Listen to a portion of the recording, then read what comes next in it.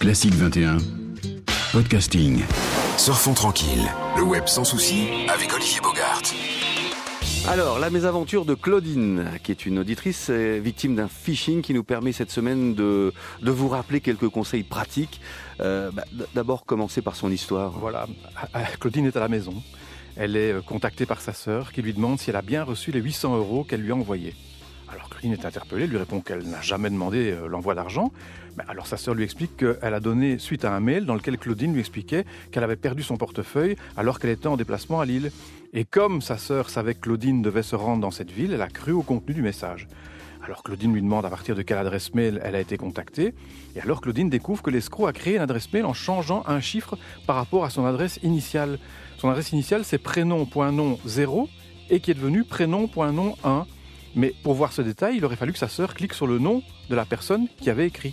Et puis, la sœur de Claudine aurait dû se méfier du mode de paiement évoqué, soit l'envoi de la somme via NeoSurf. Voilà, les codes NeoSurf, vous pouvez par exemple les acheter dans une station-service ou chez votre libraire.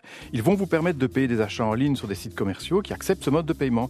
Mais si un proche ou un ami vous demande d'utiliser cette technique, là, la prudence s'impose. Et puis, il y a aussi au niveau du contenu du mail lui-même qu'il faut se méfier, il faut être attentif. Voilà, la sœur de Claudine habite le sud de la France. Elle n'a pas été surprise que sa sœur lui demande de se rendre dans un bureau de tabac pour acheter des codes NeoSurf lui permettant d'envoyer la somme demandée. Pourtant, cette expression, Eric, vous connaissez, bureau de tabac, n'est certainement pas utilisée fréquemment par Claudine qui vit en Belgique. Et donc, s'il s'agit d'un appel à l'aide d'une personne que vous connaissez et qui ajoute dans son message « Ne m'appelle pas, j'ai plus de téléphone », eh bien, vous prenez votre téléphone et vous la contactez malgré tout. Ce sera le moyen le plus simple de savoir si elle est bien la personne concernée.